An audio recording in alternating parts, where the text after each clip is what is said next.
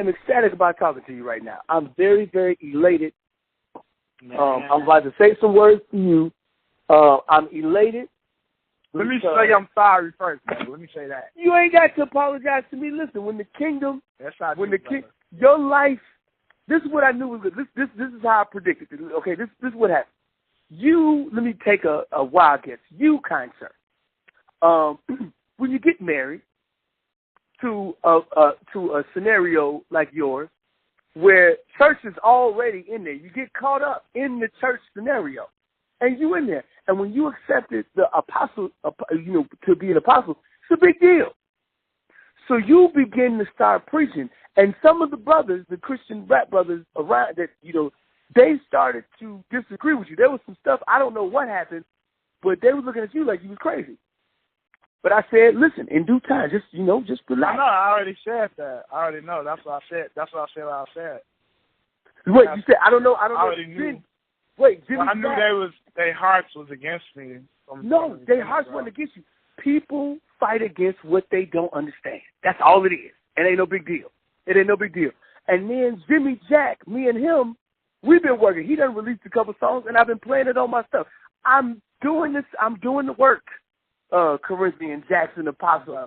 I'm doing the work. We have not stopped. I'm proud of you, man. I'm proud of you, brother. What do you mean you proud of me? I'm proud of you. You going forward, bro, and nothing. How can you tell? What you talking about? What are you talking about? I got a couple of brothers I feel bad about. Some people waiting on me, like it's nowhere near about me. And I was waiting on somebody for like 5 years before, so I know how that is. But you, my brother, obeying God and going forward no matter what. What are you talking about? Who told you this? What are you talking about? What are you referring to? You telling me? You talking about Jimmy Jack still, the radio station. You still doing your thing, man. It's a reason why they call you M. the exception, because you don't stop. That's what that is. No matter what happens, you ain't going to stop, brother. You ain't going to stop, brother. How are you? Do you know, sir? Listen. I can't wait. I've been waiting to publish and work on some videos for you. I got videos of you. Really? Yes. When you were singing at the wedding, I got content. I have Corinthian Jackson content. Listen, remember all the recordings we did? Yeah, I'm ready to do a week-long Corinthian Jackson special. You know what I'm saying? I got you in the play. Remember? I'm talking about I got you. I got you. I got you already got our church sold up. You know that. Man, listen, I even came. You want, bro. No, are you serious? Yeah, man. Because it's time. So you good. Whenever you want to do something, if you want to rap, whatever you want to do, just let me know. You got Elgin. It's actually you got Elgin and Yahweh, so you got Elgin and Yahweh's ministry. I know them two people. I'll reach out to them. They gonna listen. It's actually time. If I was to try to do something in the month of late in May, the last week in May, is that too soon? Or meaning It's kind of during the week. Like it'll be during the week. It's like you know how you guys got church days where regular church stuff is already happening. These would be non-church days. You know what I'm saying? That's right. I like that before. Didn't you say that last time? Yes, I said yes. Non-church days. Church days where off church times. In other words, I don't want to be there when all the people are already getting there. There's a different group of people that need to come into the church. Right. And so if we can talk about that. So look, talk to me, Apostle Corinthian. You were about to testify, sir. What has happened? How has your year been? My big head self let everything get in the way and decided not to reach out. Even when I'm going through, I still need to reach out. That's one of the things I learned, having an apostolic chain, and you definitely was a part of that chain, Joe. Like, you definitely is a part of that chain. Like, I definitely should always reach out to certain people, man. Actually, but you got to remember, Apostle Corinthian, sir, are you 34, 35? 30. oh, you're 30 years old. Listen, Apostle Corinthian, you are a 30-year-old apostle. Okay, listen to me. Yeah. You're a 30-year-old apostle. You are doing things and operating at an altitude that is, you are operating at a 50-year-old man's altitude in a 30-year-old man's body. You have not done anything wrong. You have not done anything wrong. You actually, listen, Peter stepped out of the boat. None of the rest of the disciples even thought about stepping out of the boat. None of them thought about stepping out of the boat. Peter stepped out of the boat. He started walking. He did 2 or 3 steps. Oh, Peter, he's almost drowned. No, Peter operated at a higher level than everybody. Nobody else got out the boat. Apostle Corinthian, what I'm trying to tell you is that you've done nothing wrong. You are not a big-headed guy. You're a 30-year-old man with a 50-year-old man's mandate. Right. Okay? You're carrying your weight, and you're carrying the weight. Now listen to what I'm about to tell you, kind sir. You're also carrying, Apostle Corinthian, you are carrying the weight that's not just yours, but you're carrying the weight of apostles that went before you that screwed up and gave up their mission. That's what you're carrying. So, okay, you don't understand what I've just said. Here's what I'm saying. Okay. I'm saying that you're 30 years old. I'm saying that there are some 60 and 70-year-old men of God, that God called them to be an apostle, and they got into the apostle position or bishop position or prophet or pastor position. They were doing the work for a little while, and then they went astray because Easter and Christmas makes you think about the people more than the mission.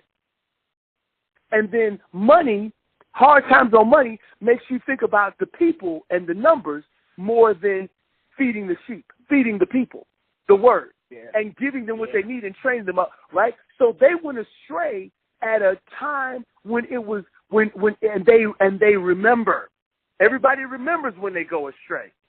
Apostle Corinthian, everybody remembers the day. They remember when this is the moment when I went on the wrong path.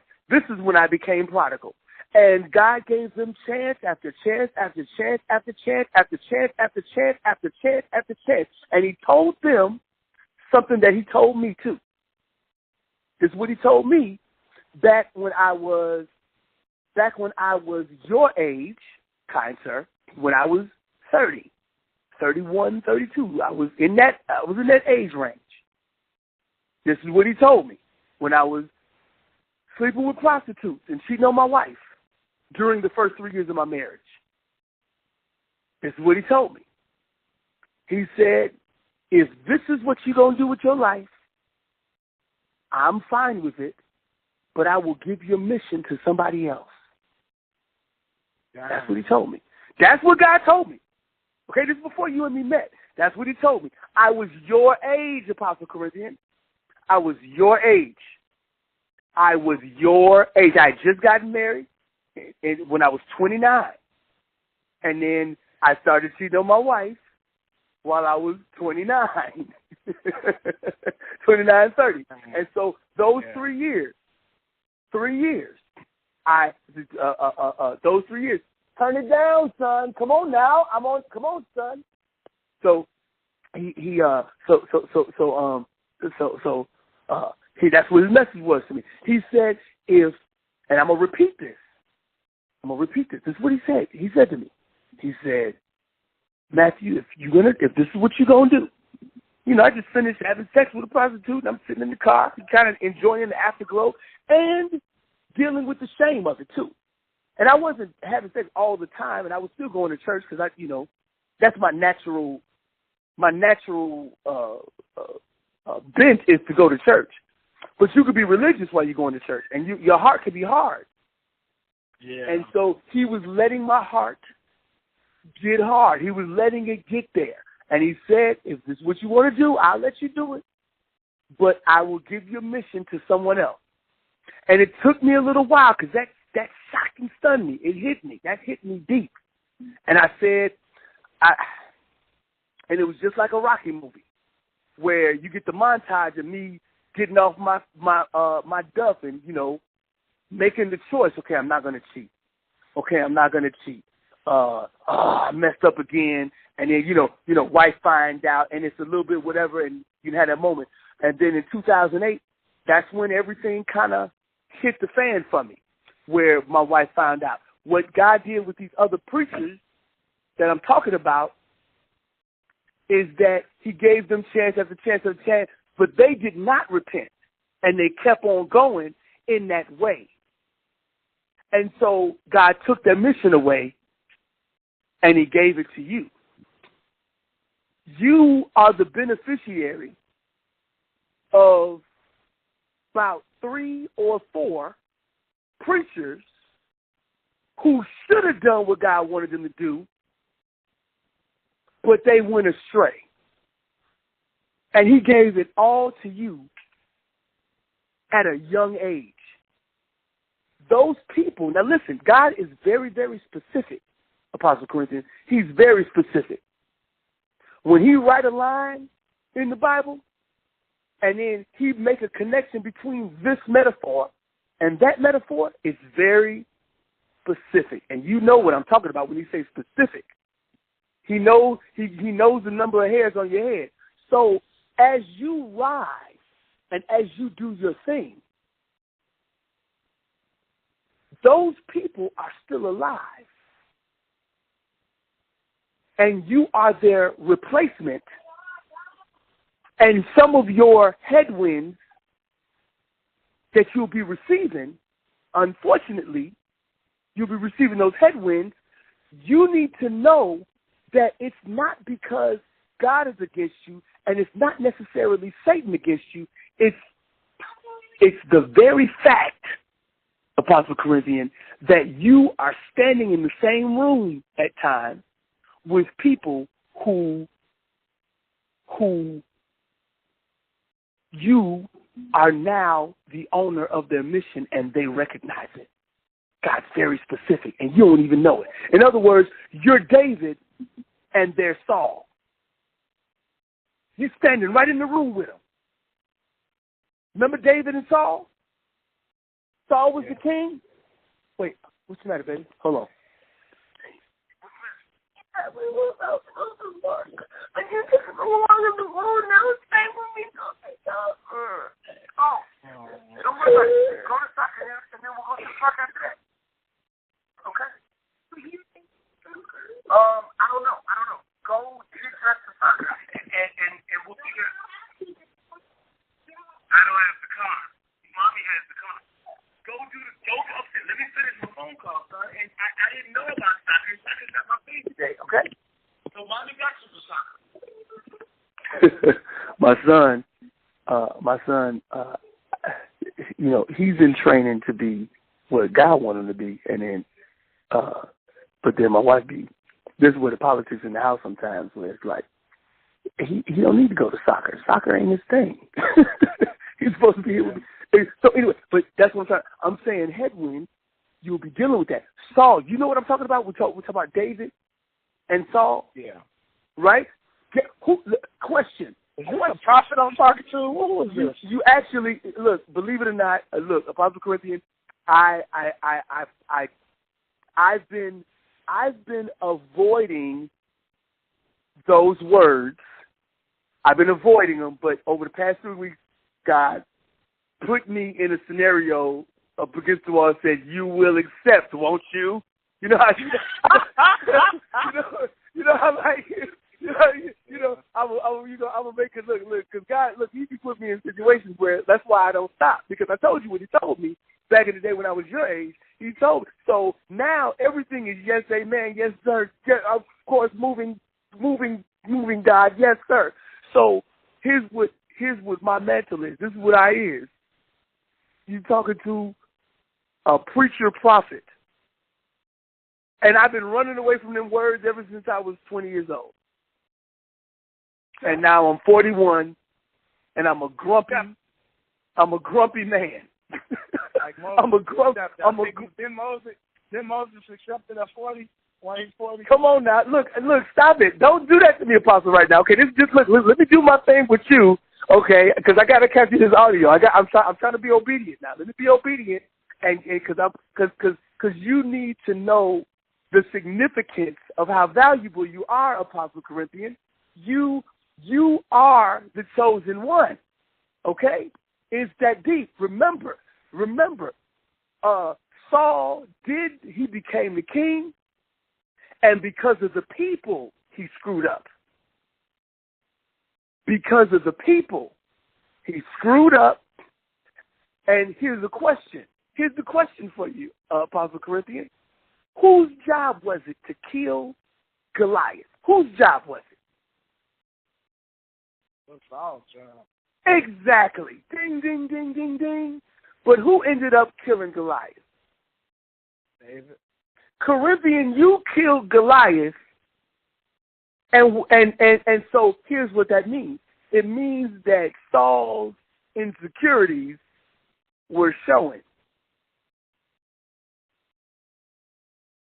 So Saul was, throwing daggers. He was throwing daggers at David. You know what I'm saying? And David, the key word for David, the key word for you, Apostle Corinthian, as a young man, as a young King David, young version of King David. I got a couple more people like this too, to bring up to you, because you're them. Hold on, real yes, quick. Sir. Hold on. Yeah, go ahead.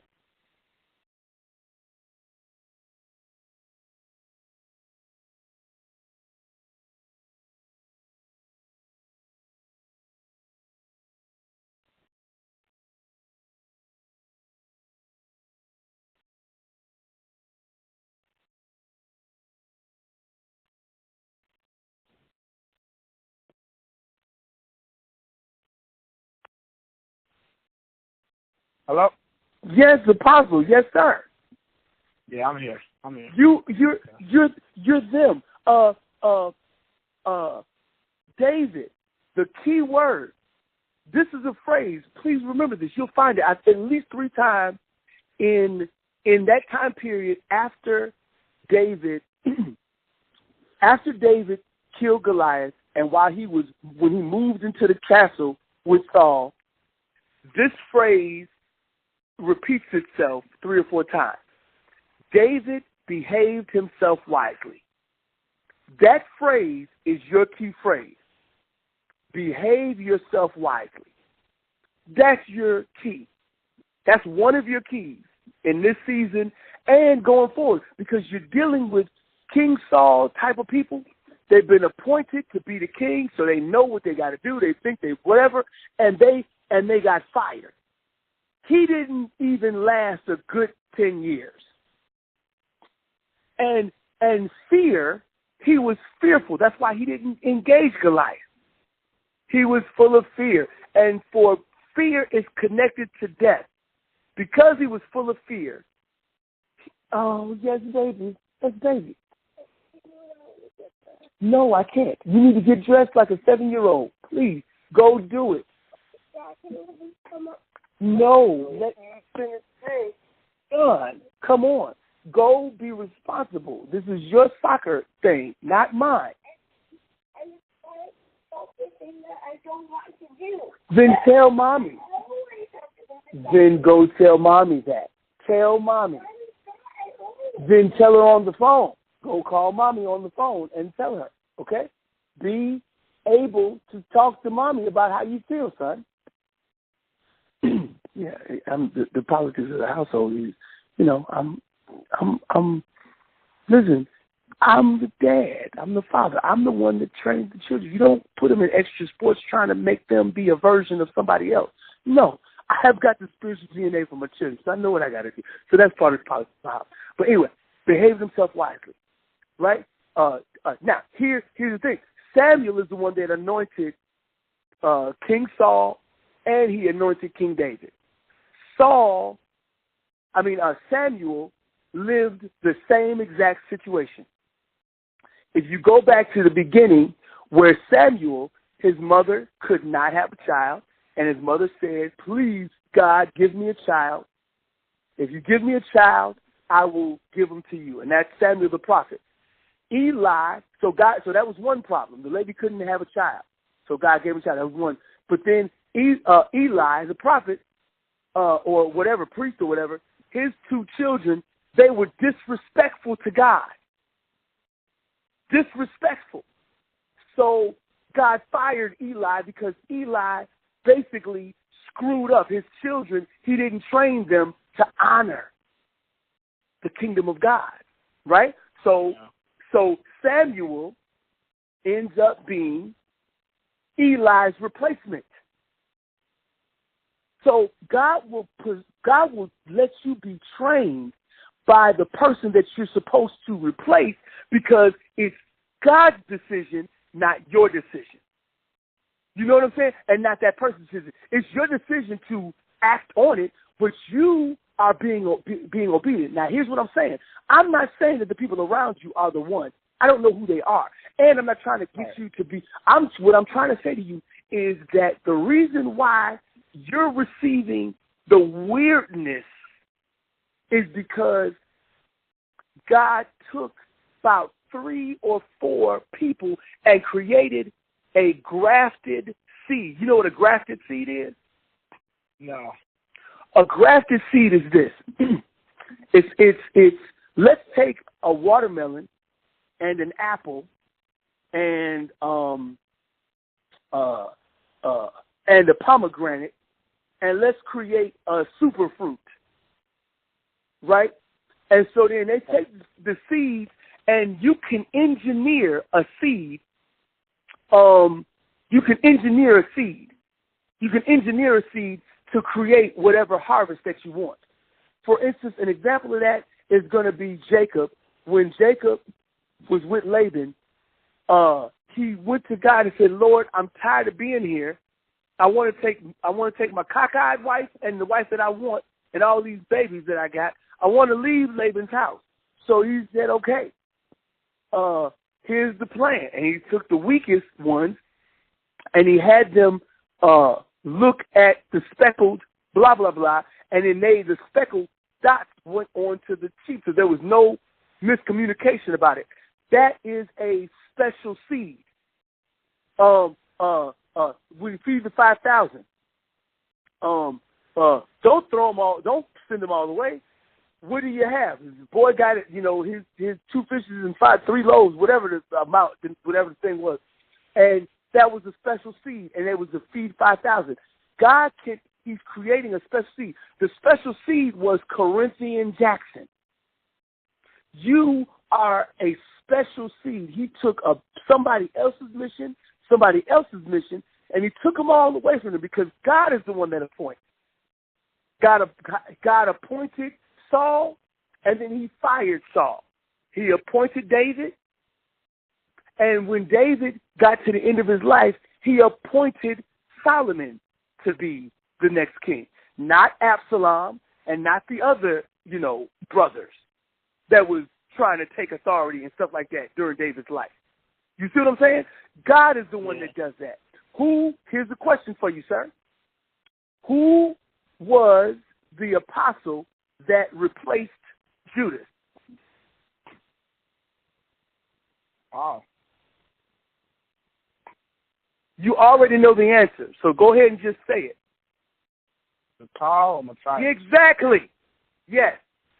The Peter and the rest of the apostles in the book of Acts, they decided that they were going to cast lots. to pick who was going to be the 12. For some reason, they decided we're going to do 12. We got to have 12 because 12 is significant. So since Judas is gone, we got to figure out who's going to be number 12. When we take this apostles picture, it's got to be 12. It can't be 11. It can't be 11. It's got to be 12 of us. 3 and 3. We got to have 12. So let's figure it out. So they cast lots, whatever that means. That's casting lot Christianity. That is not God ordained. God did not ordain Mattathias. Mattathias was his name is mentioned one time, and he accomplished nothing. He accomplished Mattathias, Apostle Mattathias, apostle in name only. He accomplished less as an apostle than Doubting Thomas. Apostle Doubting Thomas. You know who Doubting Thomas is? Yeah, one of the apostles of the Lord that doubted him. Exactly. Apostle see to believe. That don't even make sense. Apostle Mattathias accomplished less than Doubting Thomas apostle, right? Okay, so here's what happened. God is the one who appoints who he wants. It's okay, Peter. You don't have to have 12. Let God do what he's going to do. Let God do it. Just because it feels weird, let him do it. So what? You got 11. So what? Right. It's pre-11. And Apostle Paul. And evident that Apostle Paul, he starts off. So in one of his letters, he's like, I'm called to be an apostle. Then in another letter, he's like, it starts off, Paul, an apostle of Jesus Christ. Paul was so much of an apostle, he corrected Peter. Peter was the one that got the revelation about the Gentiles, but yet he's still playing church politics. Right? Listen, I don't like it when, listen, there's no reason. Jesus has no desire to keep circumcising people that don't need to be circumcised. The Gentiles did not need to be. Okay?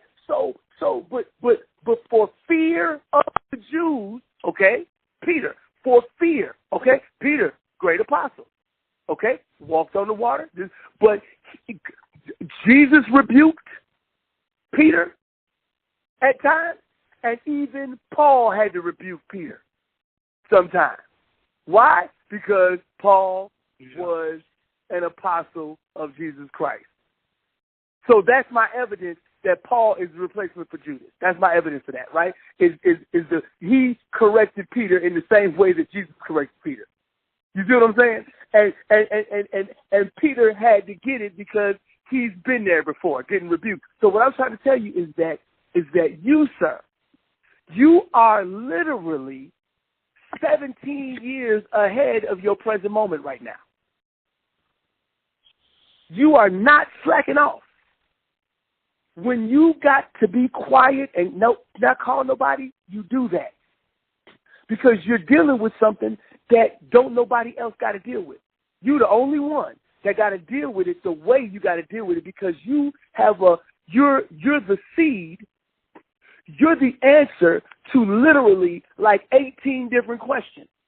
How are we going to do this? How are we going to do that? Because it should have been solved a generation before you got here. Yeah. But they screwed up, is what I'm trying to tell you. So this is something that's why I'm capturing the audio, because I'm going to make sure you have this, because you need to know. And this is not something you need to share with everybody. You know, you may share it with your wife or not. Sometimes you take some stuff. Sometimes you take some stuff and you hold it in the fridge. Listen. Right. I'm not saying you don't do it, let it out. But there are prophetic words that were given to me, right? That strategically I kept them in the fridge because I videotaped the prophetic words and audio recorded the prophetic words. So I got prophetic words throughout the years that I kept them on ice, and I bring them out because I like to test everything. You know what I'm saying? In other words, you make full proof when you test it. So then here's what I did, right? I got a prophetic word, and by the time that I released it to the public, in the public space on my website, about 2/3 of it had already come to pass. So me releasing it was a strategic move because everything was happening and it was all good. Because you got a war with these words. What I'm saying is now you need to analyze your environment and be prepared, because you got to behave yourself wisely. Meaning that you be pleasant, because the hard times that you're going to be dealing with are designed to get a certain thing done. And when you get that thing done, it's going to bless so many people. Now, I don't like to say to people that you're going to have hard times. Being an apostle, it sucks. I don't know what it feels like to be an apostle. I just know that when I look at some apostles, sometimes things, they have to fight. Apostles, they have to fight. You look at Nehemiah. He had to punch some people and pull them by their hair. And I'm sorry. If you look at Paul the apostle, you are an apostle. If you accepted your apostleship, the true nature of an apostleship, the one that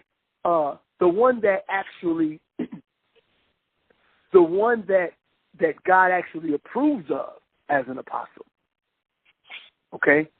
And a God-approved apostle, you look at Paul, is a great example. You got other natural examples. You can roll with that. But Paul is a great natural example of what a God-approved apostle looks like. And with a God-approved apostle, when you look at that, when you look at Paul's life, you begin to see, oh snaps, he prospered while he was suffering. Yeah. And that's the challenge. And what you have to do, it's almost like, now think about this, how messed up this is. When you get married, the wife wants a middle-class lifestyle. The wife wants a couple of cars, Wi-Fi in the house, comfortable bed with, a thread count of the covers that sound good or whatever. Wants your phone to be on so that you can call and talk and pontificate, and you want a nice toilet to take a dump in. You want a couple of computers in the house so y'all can. You want the amenities of life. That's what a wife wants, and that is a good thing. And the challenge of an apostle, and the challenge of even me as a preacher prophet, okay, is sometimes God will put manure on your body and say, walk around the city smelling like this. And so then it's like, I didn't sign up for this humiliation. Yeah. I didn't sign up for this drama. And I'm not forecasting that. But what I'm saying is that enjoy your 30s. Do not treat the hard times like it's hard times.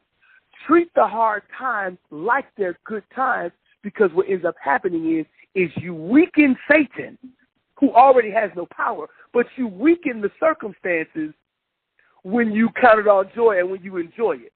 When you bebopping through your hard times, when you smelling roses on your way to your personal crosses, right? When you are singing in prison, in your prisons, right? When you are praying for everybody when you're shipwrecked, right? When you don't die when they poison you with a snake, right? When those things happen, right? When those things happen, you're going to be tripping out as they're happening. So enjoy it. You need to record audio and keep a journal, because one of the biggest failures, this is a failure of the church generations before us, the two generations before us, they did not do a good job of recording the testimonies. They did a good job of recording sermons. They said, yeah, well, I got some preach word. We're going to hermeneutic it up. We're going to sermon this, sermon that. So they give us a lot of sermons, but testimonies are greater than sermons. In other words, the sermon is the seed. The testimony is the harvest of that seed. So you got to be really good at remembering your testimony and remembering to give thanks. When Jesus healed those lepers, 10 of them, he healed 10 of them, and one of them came back and said, thank you, Lord. And then the people said, he said, Jesus, his response was, wasn't there 10 of them? And the in parentheses of that, in my mind, is, hey, how ungrateful are all these people? Okay, that's good. How ungrateful. And that's one of the biggest things that Saul dealt with, that Eli dealt with, is ungratefulness. You are never going to lose this mantle. The things that you're on, God has prepared you so well that you're going to endure it, because you are going to endure it. You just are. You're built to do it. You're built to not break. God built you, the times that you were, gang leader type of scenario, all that stuff, you're built to last. You're built to succeed, so you're not going to fail. Just so you know, Apostle Corinthian, he engineered you so fine, so perfectly, that you're not going to fail. Just like David didn't fail. David didn't fail. David, you are engineered in a way where they failed, so you can't fail. It's because they failed. In other words, God was making a lesson out of Saul. He was telling Israel, you dummies, you're not supposed to have a king. I'm your king. But you want to do what the world does, so I'm going to give you what you want, and when I give you what you want, I'm going to show you how stupid you are for wanting that. So then they got Saul, and Saul got fired. You see what I'm saying? And so David was built to succeed, which is why even during the times when he messed up, the scandal of Bathsheba, the scandal of this one, that one, all those different scandals, so freaking what?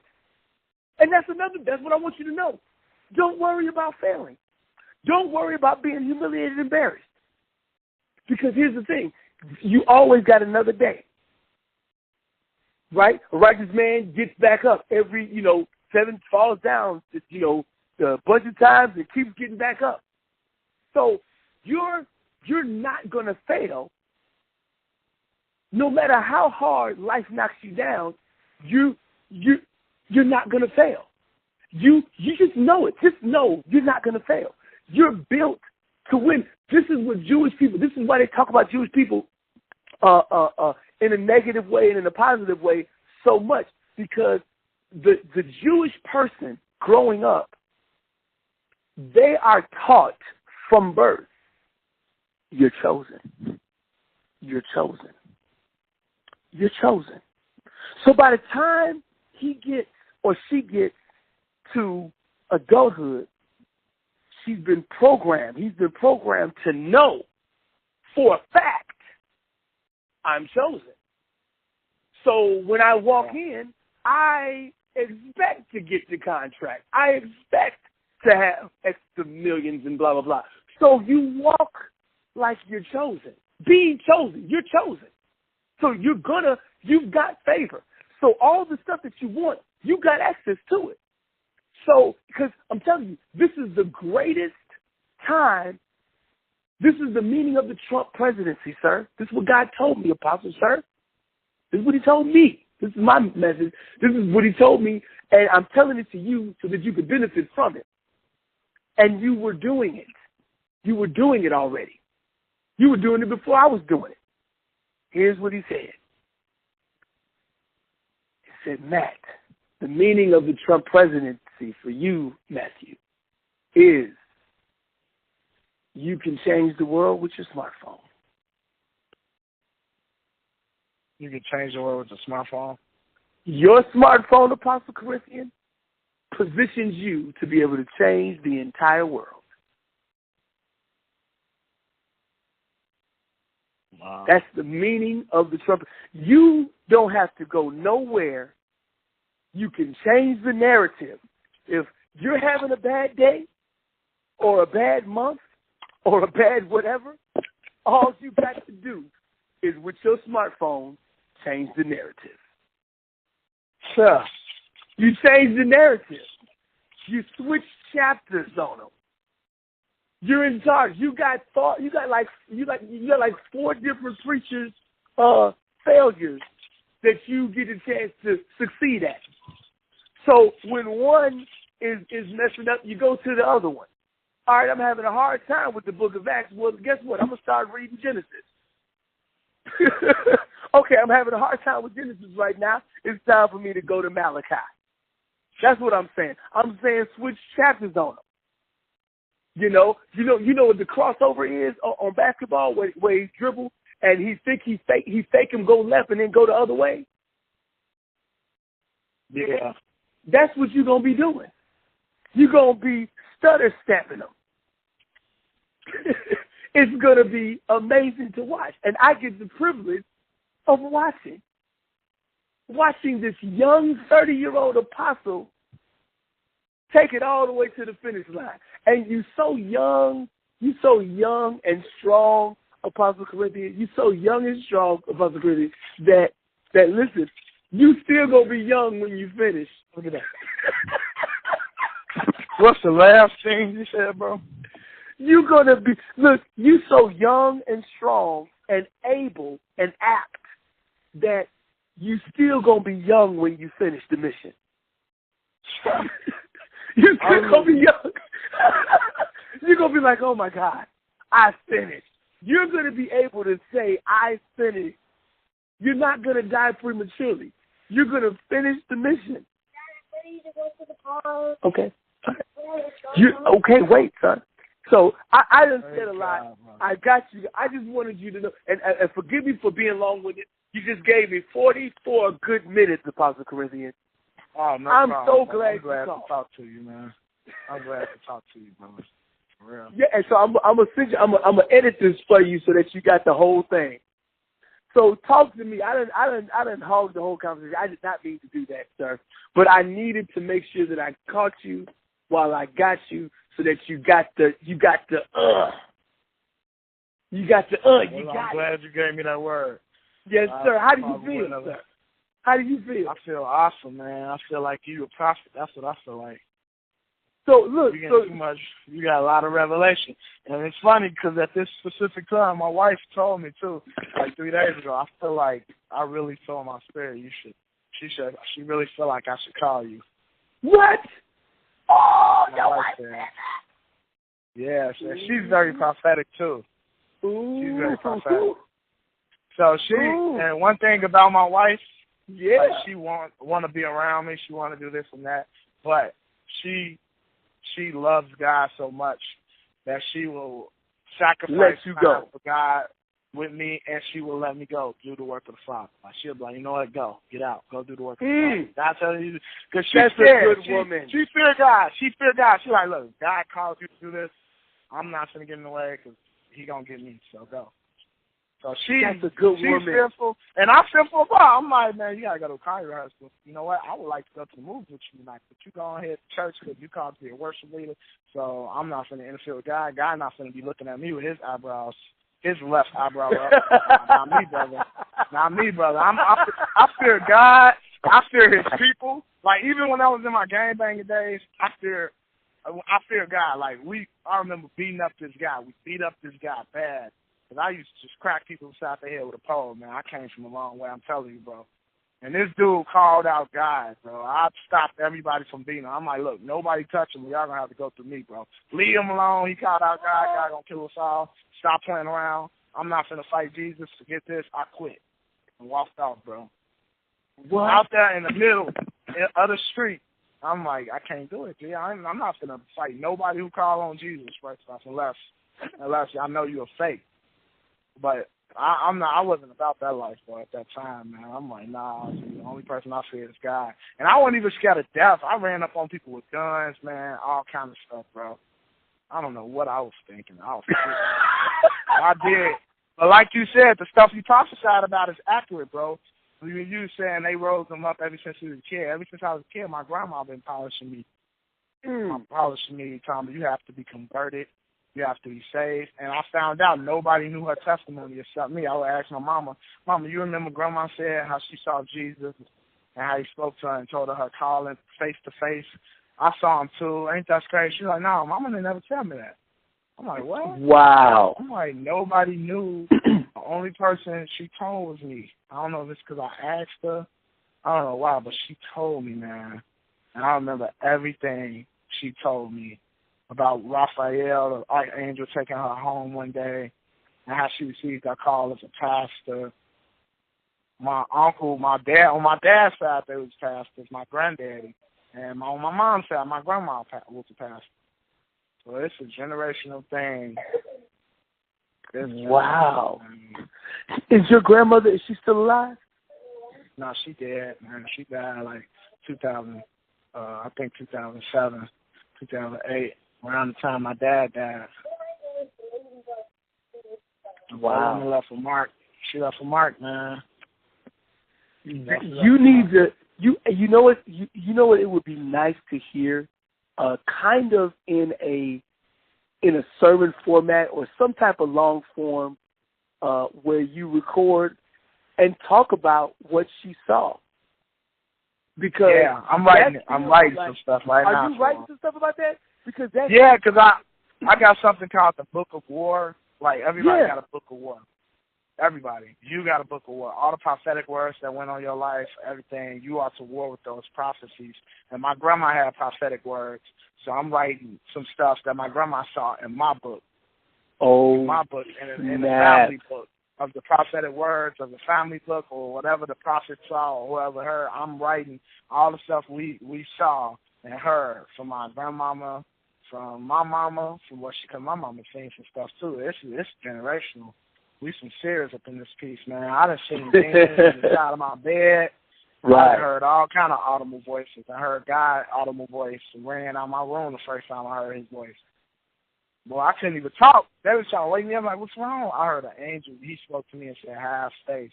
It sounded like a lot of reverb was in his voice. It sounded like water, bro. Like, I don't know. It was so powerful. I couldn't even speak, though. I was on a fast 3 days, 3 nights, no water. No food. 5 days, no food. Straight. Like, I was just going crazy. I was trying to die, man. I reached him, and that was the first time I heard his audible voice, and he revealed something. He was revealing all kind of stuff to me, man. Some stuff that I didn't even want to speak of. And he spoke to me in an audible voice. So I got fearful, man. I'm like, oh. He heard me. I've been crying out, not eating. I've been not eating, crying out, trying to seek God, sweating bricks. Then I'm finding out that people only can survive 3 days with no water in their system. I didn't know that. So I went 3 days, did 3 days again, and turned around and did another 3 days again. I didn't know, and then I got shocked like, man, this is a miracle then, because I don't know. Like the first day I was hungry, the second day I was starving, the third day I was hungry, the fourth day I wasn't hungry, the fifth day I wasn't even hungry, bro. I got scared and I ate. I'm like, look, man, I don't know what God's doing, Jesus. I'm gonna eat some food. It's 5 days, bro. What's wrong? How come I'm not hungry right now? Why am I not hungry, bro? Nah, this ain't now, God. I ain't let God take me to the next level because I was out of fear, bro. I'm like, no. This was like 8 years ago, too, bro. I know what you mean. A while back. This was a while back. I couldn't believe I was laughing like that, being full. And I was straight. I felt good, too. It was the fifth day, no food. I'm like, nah, G, I don't know what's wrong with me, bro. I'm like, nah, I got to eat. I feel like a mutant up in this mind. Let me eat something. Who I think I am? Jesus? Nah. Right. Eat something around this piece. I ain't going to be around this mind fasting like this and people looking at me like, I've been eating in 5 days? You ain't hungry? Nope. Nah, G. Nah. So funny. I want to be obedient to God. That's what I want. I want to make sure He's happy out of all this we do, bro. I want to make sure He's happy, man. If I can do that, then I'll live my purpose, bro. Yes, sir. If I can do that, I'll live my purpose. That's a profound statement, and a lot of people, that's not their thing. They don't understand how important that is. So that's just. It's so I'm very proud of it. I'm very proud of it. Yeah. Wow. Well, I have to honor your wife. I'm gonna tell you something. I'm pleasantly surprised in terms of her saying that, because the season that we're in right now, it's like the perfect one, right? It's the perfect one. It's the perfect.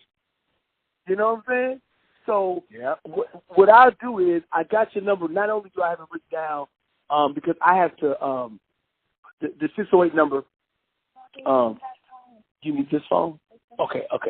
So what I'm going to do, Apostle Corinthian, I'm going to let you do what you got to do, and I gotta do some stuff with the family. And what I'm going to do, sir, is you have given me my best audio for the day. This was the greatest interaction throughout my day today. I did a little bit today, but you gave me my greatest one today, and so I'm going to edit this so I get it to you, and then you can do what you need to do with it. What I'm proud of you for is many things, and so what I will do is, today is Tuesday, so I think I can give you a call before Sunday, and what that'll do, matter of fact, I think do you still see my emails? My emails? Which email is the best one?